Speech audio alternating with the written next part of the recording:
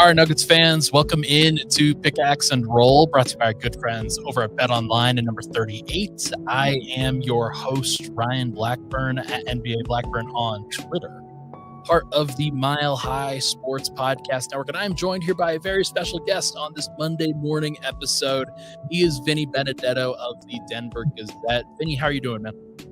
Doing well. It's a long time no see, and I probably won't see you again for another 90 minutes after this. For those that don't know, Vinny and I, we hang out at the arena. We sit next to each other at the arena. We see plenty of each other. That is for sure. We do not have a problem with too little eye time. That's for sure. But it was nice to be back in the arena for sure yesterday. Just kind of getting back into the swing of things. I hope the Nuggets felt the same way. Although it seems like especially in that third quarter, the Nuggets starters were like, yeah, could have probably dealt without playing a preseason game at this point. We'll get into that. We will make sure to talk about all of it for sure. I'm looking forward to hearing what everybody has to say on this topic. There are questions that I have, and I'm sure that you have too, on what the Nuggets are going to look like and whether the math problem is going to be mathing for them this season.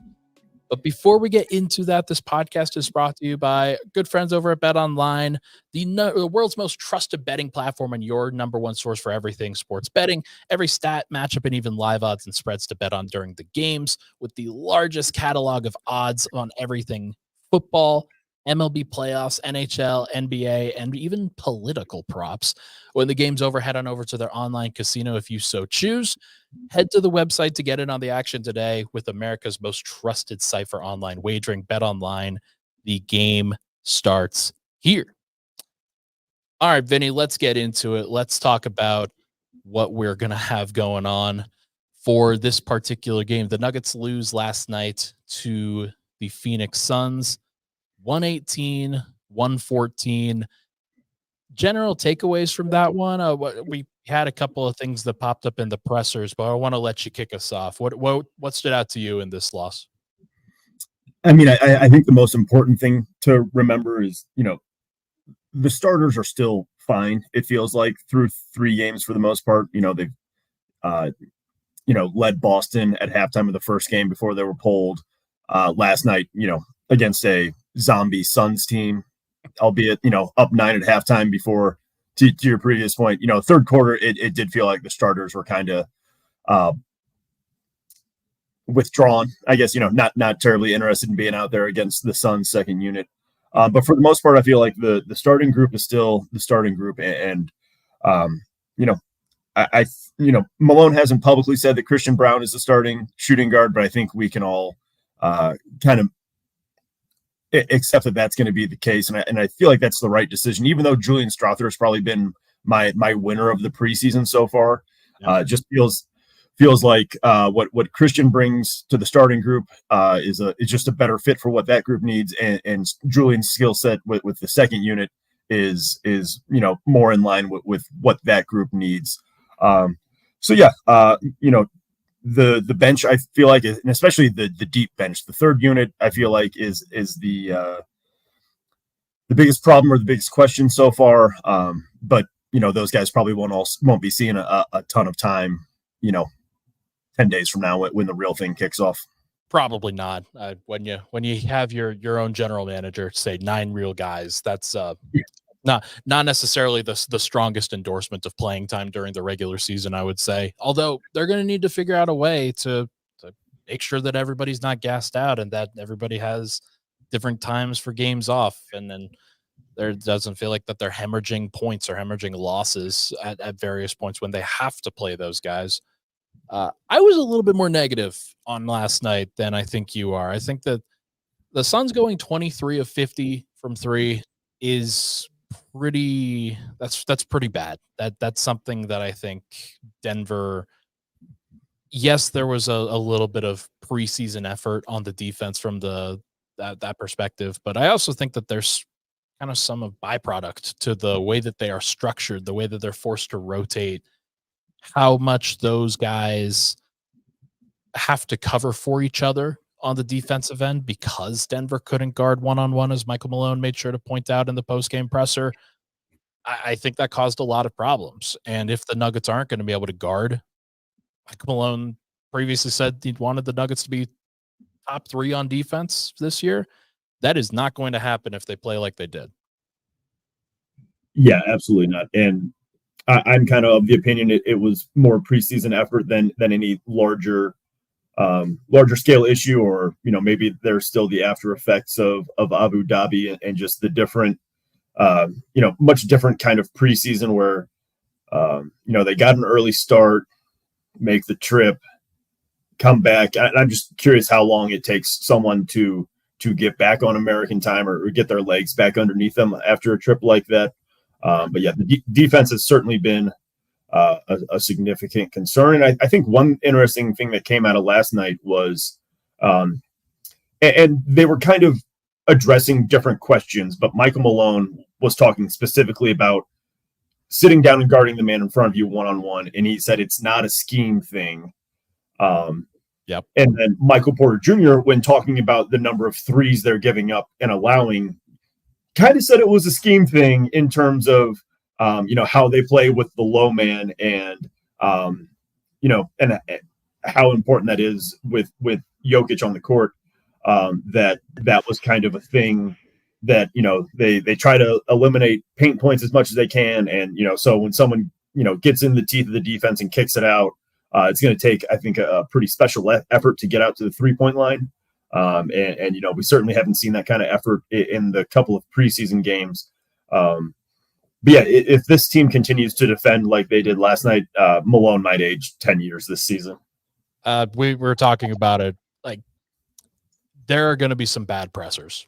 There are just going to be some really angry and frustrated and unfortunate pressers that happened this year from a variety of different guys, not just Michael Malone, but it's going to be something to track. And whether he can kind of stay even keel in these situations, I think will be fascinating. I thought it was more of a controlled burn last night from him in the post game, but it was just a fascinating look into maybe how worried he and the coaching staff are about getting off to a great start. I think it's very important that they get off to a great start, but it doesn't seem like they are particularly close to being ready for that. Murray plays only for a half. The rest of the starters play 3 quarters. We could talk about Julian Strawther and Michael Porter now if you're interested. Those I thought were I thought those are very good bright spots for the team. Julian looks great. Michael Porter also looks great. Just talking about that with some folks here in the studio. He's played 3 or 5 total quarters and has looked pretty great offensively in all 5 of them. That's a really good sign for the Nuggets. He's hitting the ground running and exactly what they need. Yeah, and one thing that I think has really been pretty interesting is, at Media Day, Mike said he's trying to play at 15 pounds heavier than he was last season. Yeah. But he's also talked about the importance of conditioning and, him being a guy that if, I'm sure we'll get into the math problem later, but he kind of mentioned it last night where the 2 guys you mentioned, Mike and Julian, are the 2 guys he kind of identified as volume 3-point shooters. And when Mike was talking about what he can do individually to make sure or to put himself in the best position to get an extra 3 up a game, he talked about conditioning. So he's both, playing heavier than he was last season and appears to be in pretty incredible physical condition. So, I think that'll be interesting in terms of, can he both be, bigger and stronger and also, in better physical condition so he can, sprint off screens and, curl into a catch and shoot kind of situation. So, I think both those guys have been winners of the preseason so far. And with Julian, I think the most important thing is, he didn't shoot it well as a rookie, but it was a stop and start rookie season. So I think we can kind of overlook, I think he shot 30% from 3 last year. I think we all kind of know he's a better shooter than he's shown. But the most impressive thing to me is kind of the 3-level scoring he's shown. He's talked how comfortable he is with that floater. Really and yeah, and if he can continue to knock down threes like that, he's going to be a massive part of this second unit. He's going to have to be, right? Like, I know Peyton Watson's going to factor into it in some way, but in terms of natural scorers, Russell Westbrook was previously a natural scorer, somebody who could do some of that and then really will continue to try to get up some shot attempts and doing some good things with the ball in his hands. But in terms of guys that you trust to shoot efficiently and score efficiently on a consistent basis, Strother might be the top option with the second unit from a scoring and usage perspective. I really liked what I saw. I think that you mentioned that Christian is probably going to be the starter. I don't think we've seen any indication that it would be otherwise. He makes a lot of sense. And if the team is going to struggle defensively, you're going to need a defensive guy in that starting unit to sort of carry that burden defensively. So I think that Strother's in the right role for this Denver team right now, but he might develop into something a little bit more where you might have to start considering him a starter in future iterations of the team. But he's not quite there yet, and gotta make sure that he is on the right track before going too far. Last thing before we hit a break, actually, two more things. Denver cleaned up their transition defense and turnovers. That was something that Michael Malone and the team had said that they were trying to target. I looked it up. 11 fast break points allowed for the team last night. That was, I think, a good sign. And then only 13 turnovers compared to the 23 and 20 that they had in the previous game. So it wasn't all bad. I don't think anybody should be sitting here and say that it was all bad. I think the Suns also kind of ran hot. Bol was shooting the lights out. And sometimes you get Bol shooting the lights out, but I don't think that things are as far away as people like the negative Nancy's like me would want to seem often, but it did feel like there was progress made from games 1 and 2 to game 3. It just didn't feel that way because the opposing team rained hellfire. Yeah, one of the interesting things with the turnovers is of the 13, Joker had 6 of those, and we were sitting next to each other, and to me it just didn't seem like he was terribly dialed in, or he didn't have his like regular season focus certainly, and like I think at least a few of those turnovers were the he threw a long pass to Julian Strother who wasn't looking for it. And, just a couple of those touchdown passes that didn't connect or got picked off. Yeah. Oh no. What do we do? So I think if you play that game in regular season mode, might be even fewer turnovers, or maybe it's the same number if Phoenix starters are playing. But when Joker has 6 of your turnovers, it just feels like, and he'll have a few of those games during the regular season where he's just kind of uncharacteristically risky, let's say, with his passes. But yeah, I think coming back from Abu Dhabi, the turnovers and what that did to Denver's transition defense probably felt like the top concern. Yeah. And that's gotten cleaned up, or at least it did last night. So if that trend continues, I think that's certainly a positive. And maybe they can then move on to not giving up or not allowing opposing teams to take like 50 or 60 threes a game. It's going to be a challenge. Last thing before we hit a break, Russell Westbrook, just general thoughts and impressions on how he fit in both with the bench unit and with the starting unit. There was a time where he took over for Murray in the third quarter. How do you think the minutes with Russ went? Well, it was interesting.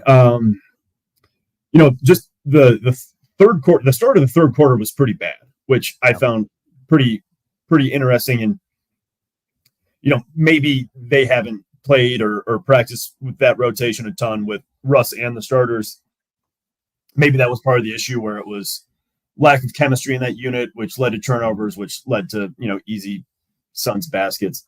But I think, for the most part last night, we saw the good and the bad. He starts 0 for 5.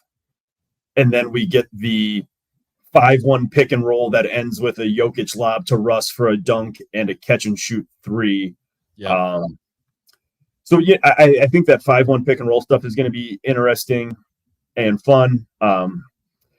Even like the shot selection felt like there's like a little bit to be desired still. But as long as he's getting downhill and putting pressure on the rim, I think that's going to be the most important thing to him. And then the what did he have? 6 assists or 5? I think he had 6. 6. It felt like there was certainly some positives there in the ability to drive and kick. Or I'm thinking about the pass he threw to was that end of the third quarter to Julian Strother for a corner 3. First quarter.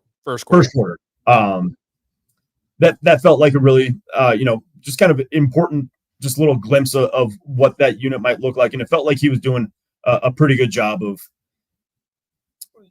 doing what he needs to do in that, breaking down a defense, doing what the Suns did to Denver, beating the first defender, collapsing the defense, and kicking out. So that feels like it's going to be the best recipe for him having success is, probably being more of a facilitator or attacking downhill.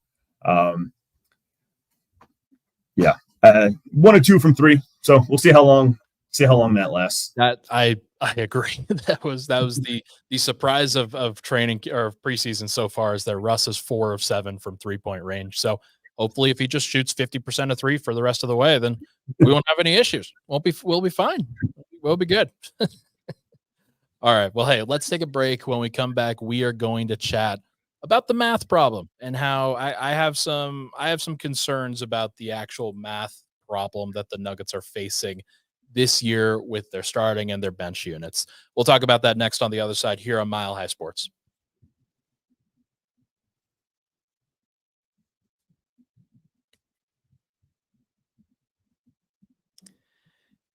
And we are back. Pickaxe and Roll, Ryan Blackburn here with Vinny Benedetto. Thank you so much for joining us on this Monday morning. Please, if you're in the chat, hit that like button, hit that subscribe button. Would really appreciate it. We've talked about this before, and it got brought up, and I think Michael Malone's kind of sick of hearing about it, if I'm being honest. But the math problem and the 3-point battle that the Nuggets have faced. They took the fewest amount of threes during the regular season last year. They had plenty of games, especially in Game 7 of the playoffs, where they did not shoot an efficient percentage or enough threes against the Minnesota Timberwolves. And this year, they've now faced 2 teams in the Boston Celtics and now the Phoenix Suns. It feels like they're going to be jacking up a lot of threes. And despite the fact that the Nuggets in I think at least 2 of the 3 games have dominated the paint, dominated the rebounding, dominated the interior. They've lost, and it hasn't looked particularly good because opposing teams outscore them from 3 on a consistent basis. Just first and foremost, Vinny, this team won without making threes last year. They can win without making a whole bunch of threes and the opposing team out shooting them next year as well. What do you make of this season? Is this a different issue this year? And if so, why? I don't know if it's a different issue because I think Boston's probably going to be up there in terms of number of threes attempted. And, last night, it's hard to say with the Suns when they're resting as many players as they are and playing under a first-year coach. Maybe Budenholzer's coming in there and saying, if the Celtics are going to lead the league in 3-point attempts, we want to be second. So maybe it's that Denver has faced 2 of the teams that might be, in the top 5 of 3-point attempts. But one thing that I remember from media days, Malone talked about the need for the team to take more threes, but was just like if Jamal, Joker, and Mike each take average 1 additional 3 per game, they're middle of the road. And so, and Joker's 3-pointer is something that always interests me because there are stretches of a season where he'll take 1 over the course of 4 games. And then there's a stretch where he takes, 15 across a stretch of 4 games. So that just feels like it's kind of, maybe it has to do with fatigue. I don't know. He would never tell us what goes into the ups and downs of his 3-point attempts. Right. But I think it is going to be important for the Nuggets to maximize. I don't know what Mike's career highs in 3-point attempts per game, but think it'll be important to, get that up by at least 1.5 if they can, or make sure, I think one thing they've done a good job of is drawing up plays for Julian Strother to get looks from three. So that feels like it's something that's going to have to continue. But I feel like it could be kind of a fool's errand if the Nuggets just try to significantly increase the number of threes they're taking without like a plan in place to do so. Because there are certainly guys on the team you don't want just taking a three for the sake of taking a three. So I feel like it'll be important for the Nuggets to find a way to increase the number of threes they're taking, but also make sure they're the right threes. And, defensively, I think maybe that game is different if it's Kevin Durant and Devin Booker. But yeah, they're going to have to find a way to limit teams' effectiveness from 3-point range by the time the regular season rolls around. Yeah, and part of the thing with that is KCP is a great 3-and-D player. If there's anything that you can really say about him is he's going to help you prevent 3-pointers because of where he does on a consistent basis, and he's also going to take some. Now, he wasn't a high volume 3-point shooter, and Michael Porter actually made mention of that in the post-game presser, that Denver doesn't have a bunch of high volume 3-point shooters, and you mentioned it. It's why Julian Strother is so important. It's why Michael Porter is so important. It's also why Jamal Murray is so important, but for whatever reason, just hesitating a lot in these first 3 games. And I don't really get it, man. Like, this is the time to really start getting the 3-point percentage going and trying to find the rhythm and then do everything you need to do from that space in order to be the best version of yourself that you can heading into the regular season. But Murray, I think, is one of the biggest culprits here, where you have a very few amounts of positive shooters. If I was putting a label on it now, I'd say that 2. Like, Denver has 2 positive shooters in Murray and Porter right now, and then 3 are debatable with Jokic and Strother and Saric every night. Strother will probably prove himself to be a positive 3-point shooter, especially with the kinds of attempts that he takes. But the Nuggets just don't have a lot of guys that you can go there and sit there and say, oh yeah, they're going to shoot a bunch and they are going to make a bunch. And Murray is supposed to be one of them. And I look at him and the way that he has started this preseason, and I just wonder, is he okay? Like, is everything okay? I don't really understand it.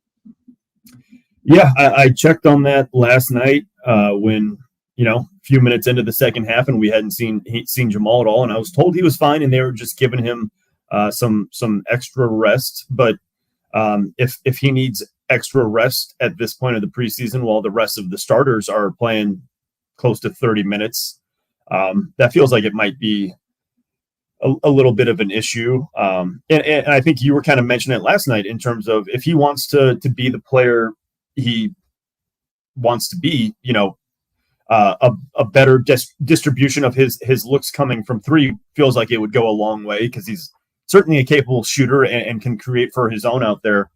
So yeah, an extra attempt or 2, as long as he keeps the same percentage, would go a long way. But yeah, if there's one thing I'm still looking to see this preseason, it's one game from Jamal Murray where people can just kind of exhale and be like, okay, that looks like the guy we've seen, like in Stretch's last regular season, and obviously in a couple of previous playoff runs. So yeah, I think if there's one thing I'm looking for these next 2 games, and I'm sure he won't play at all in one of the games, so it feels like he's down to one opportunity to kind of ease the concerns of Nuggets Nation. One shot, one opportunity. It's he'll be all right. I mean, I do think that it's probably a little bit overblown, but when we talk about what the Nuggets can do to sort of optimize themselves, what Jamal can do to help optimize his role on the team, that is the thing. that's the way to do it. So I'm very curious to see what it looks like, because you don't want Jamal cutting and Aaron and Christian Brown spacing all the time. You would like those big, strong guys cutting to the rim and getting shots at the rim if you can possibly get it. And then Jamal, who shot 42% from 3, to be able to shoot threes. Like, I don't see what the holdup is there. For what it's worth, Michael Porter averaged 6.8 threes per game last year. And then the year before the championship season, 7.3 3-point attempts per game in just 29 minutes. So he can get them up. And the Nuggets, if they continue to look for it, they can help him. So there is a capability and a capacity there for him to do it. And then I think Fernando asked, Ryan, what was their ranking in threes when they won the title by comparison? That number, um, they attempted 31.2. That was 25th in the NBA, but their 3-point attempt rate was 21st in the NBA. So like it was still kind of low because that's just who they are. They're not going to be jacket up threes for the sake of it.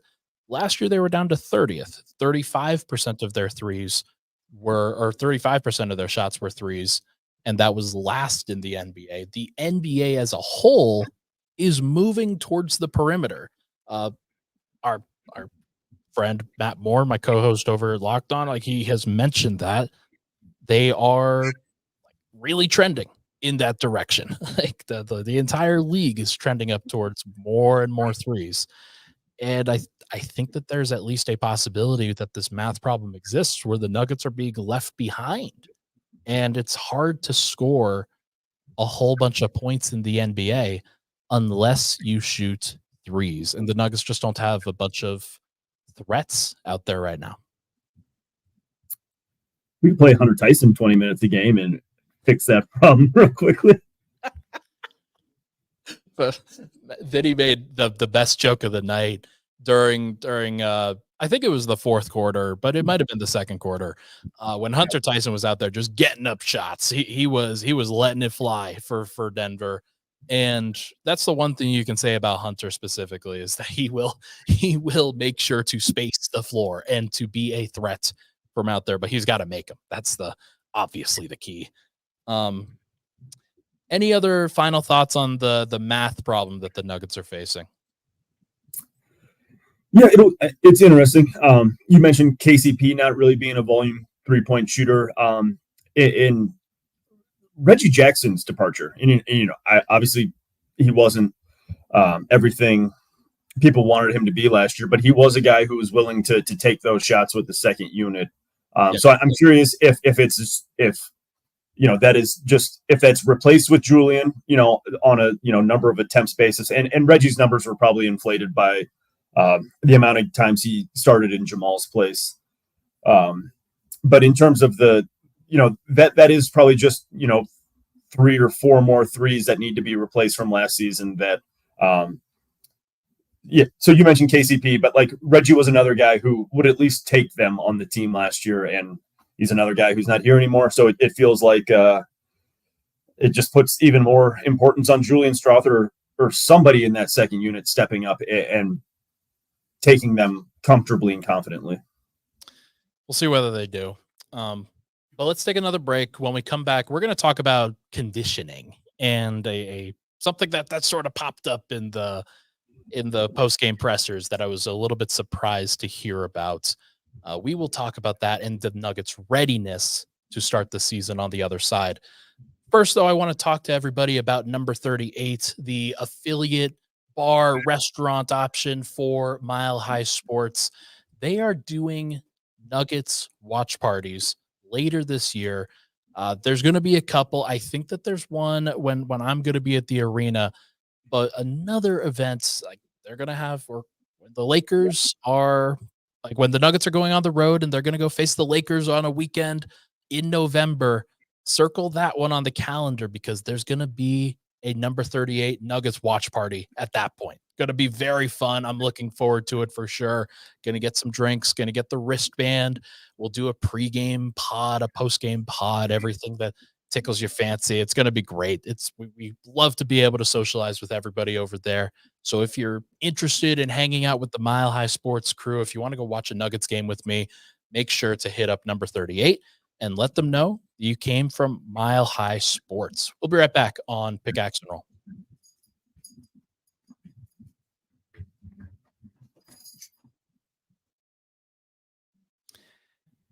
And we are back. Pickaxe and Roll. Ryan Blackburn here. Thank you so much for tuning into the show. Hit that like button, hit that subscribe button. Would really appreciate it. All right, Vinny, final segments. Let's talk about conditioning. That was kind of a surprising thing that popped up from last night's presser. Michael Malone basically saying, yeah, I don't think that we're a very well conditioned team yet.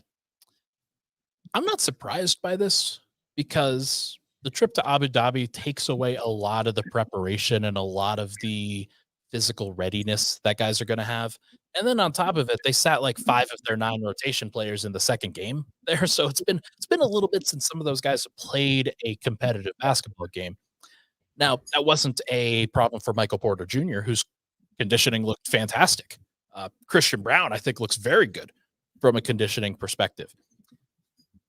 There were some other guys that I think you could really question just how ready physically they were. And they come from the starting unit. So I'm very curious to see like if we can really narrow this one down.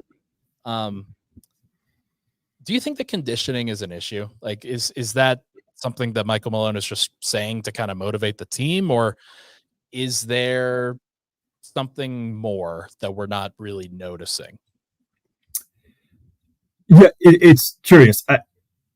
He felt like he was trying to send a couple messages last night, and conditioning was certainly one of the ones that was coming across pretty strongly. And I'm curious if it is in part an issue because of the Russell Westbrook edition. If some of these guys are being asked to sprint up and down more so than they have been in the previous few years, and if that is kind of taking a toll on some guys who are used to, walking the ball up the court or, in transition defense, turnovers and forcing yourself to sprint back on defense quite a bit in Abu Dhabi probably also takes a bit out of you.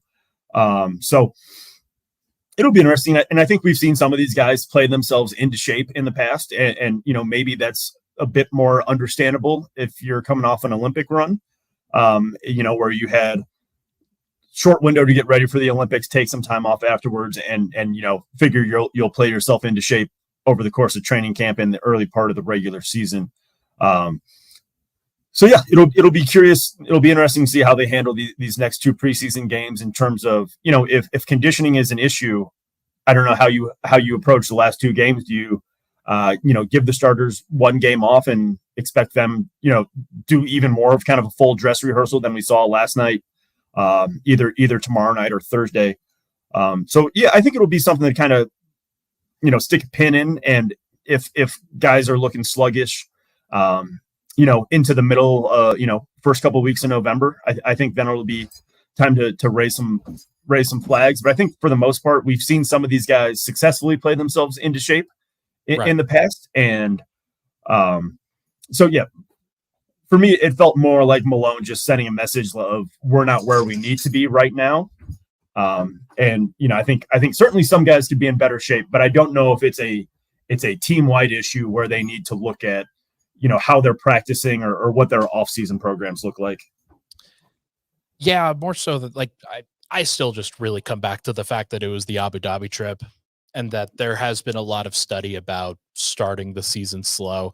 There are some teams like that are very successful. I mean, think about last year's Abu Dhabi trip where the Minnesota Timberwolves and Dallas Mavericks went to Abu Dhabi, and one of them went to the NBA Finals, and one of them beat the Nuggets in the Western Conference semis. So, like, there is a level of success there that you still can have, but it just wouldn't surprise me if the Nuggets got off to a bit of a slow start, not only because they're a little gassed, a little bit tired, but because they're working at a bunch of new guys and trying to figure out how things fit together. Peyton Watson hasn't played yet. That is a wrinkle that I think is coming.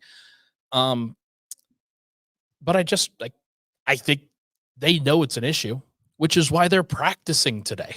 Like we're gonna get off of this call. I'm gonna edit this podcast, and then I'm going to head over to Ball Arena and try to figure out, hey, why are you practicing today? This is a very odd decision. For that reason, I don't think they're going to play a bunch of guys tomorrow.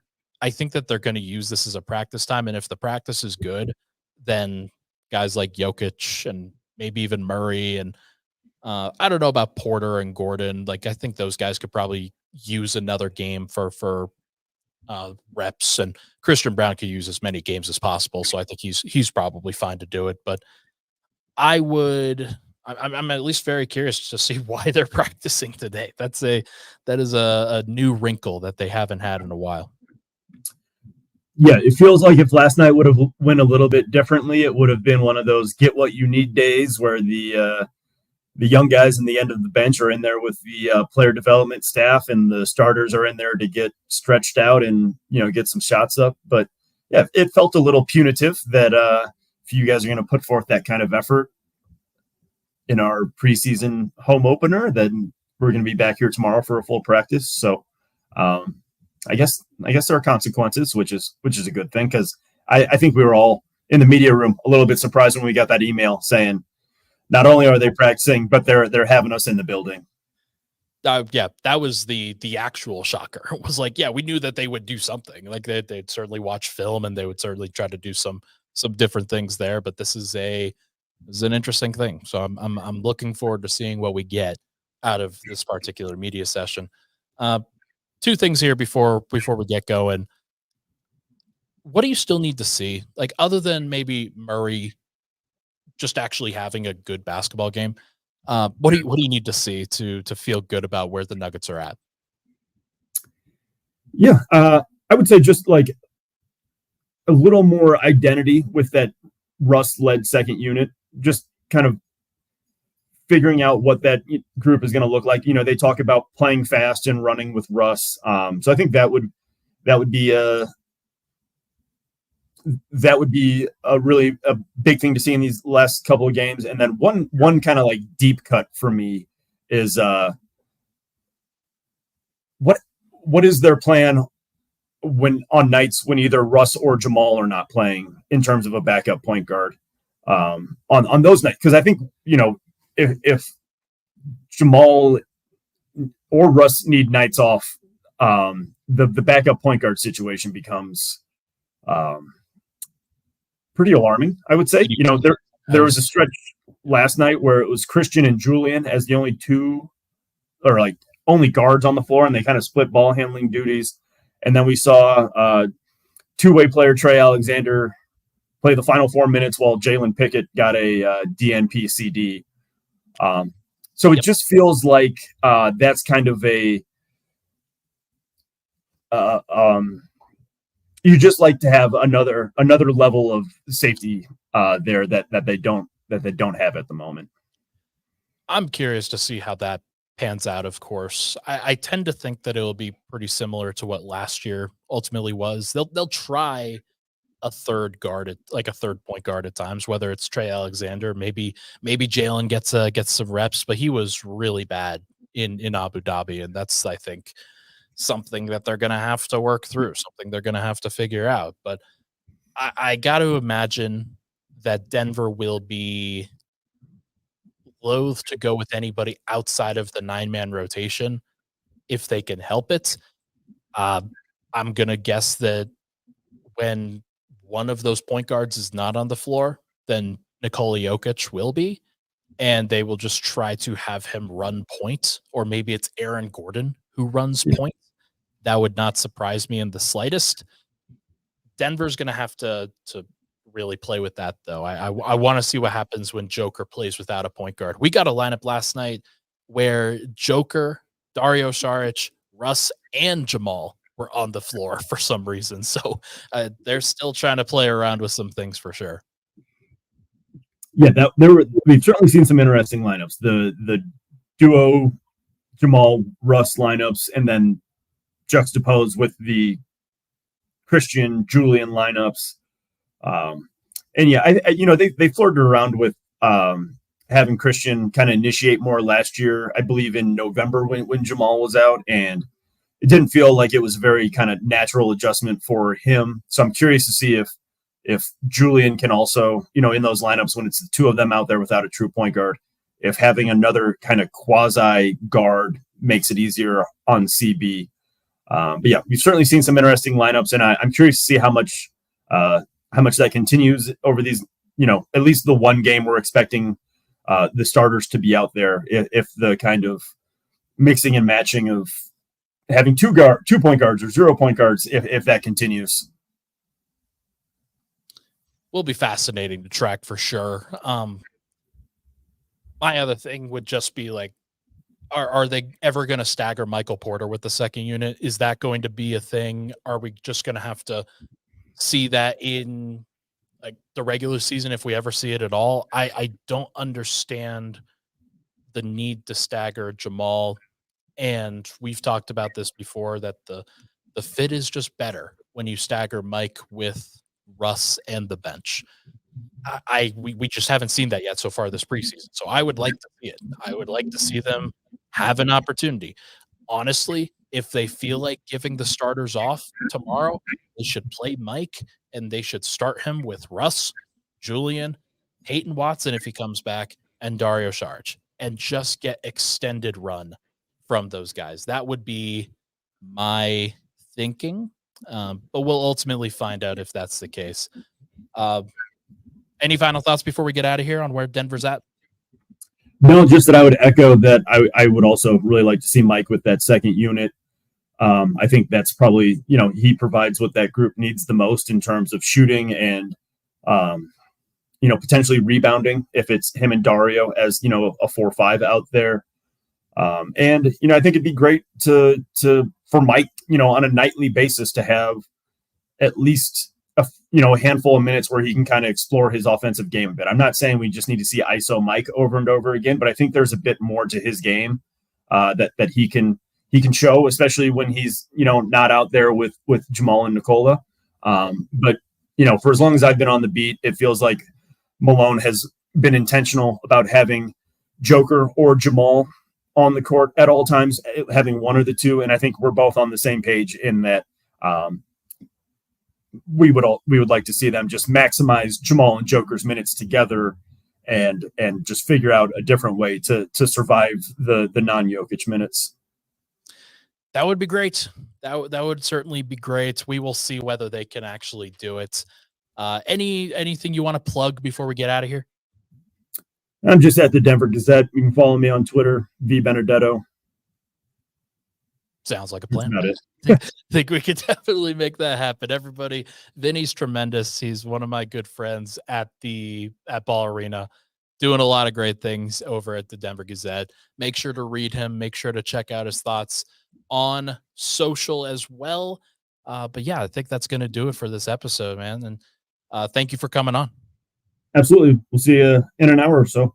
Sweet. That is going to do it for this episode of Pickaxe and Roll, brought to you by our good friends over at BetOnline, number 38. Thank you so much for tuning into the show. Please hit that like button, that subscribe button on the way out. We will talk to you guys on the next episode.